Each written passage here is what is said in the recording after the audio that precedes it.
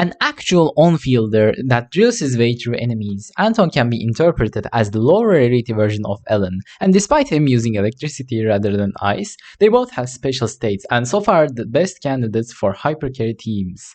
Since they want more field time than the other characters, I'll get into Ellen's kit in a future video, so let me tell you why Anton is actually looking to be a really strong character for an A rank.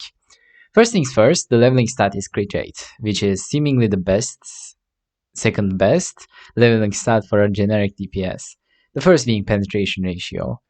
He also has a few crit rate buffing talents, either for him or for the squad. Although they are quite minor, keep in mind that everyone in this game is a DPS, so it does make a bit of a difference. Moving on to his special state, both of his stagger and damage multipliers go off the roof, with his basic attacks now doing electric damage, which fits in nicely with his overall kit. This state will be your bread and butter for Anton, with his damage dropping significantly off skill. So this would be where you use your other characters, maybe occasionally swapping in to trigger the first talent, giving you some energy for your next rotation.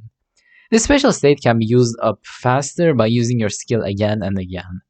The correct rotation for his burst mode will probably be found by either me or some other tier crafter after release, but it's probably dependent on your other team members and how much field time they want. But I'd wager fast rotations will be stronger on completely invested teams, and you probably want to drag out the state for as long as possible while you are using him as a hyper carry, or until the buffs and debuffs run out. Interestingly, he's one of the few characters who has a defensive option in his kit, which would be talent 2, where he gets a shield in that special state.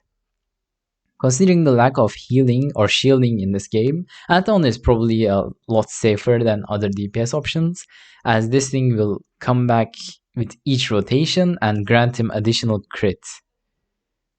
Speaking of safe, it's safe to invest in his ultimate if you're going to build him, because even though the squad shares the energy bar for the ultimates, you will get the most value through leveling that compared to the other two members in the team.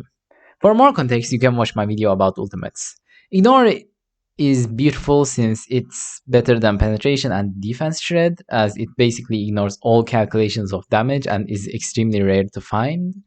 I won't talk too much about multipliers, since some will probably change on release, but as a general rule, A ranks will have worse scaling than S ranks. Anton actually has one of the better second core passives, increasing the damage multiplier gained from the daze state of the enemy. Some call it stun or stagger too, but the official name is daze, so we'll go with that. His core passive is a nice to have, increasing some multipliers, but nothing crazy. It's not worth it to run 2 electricity characters just for his passive, but I'd recommend trying to get him in a squad with another Pierce agent, which will give that daze buff I mentioned.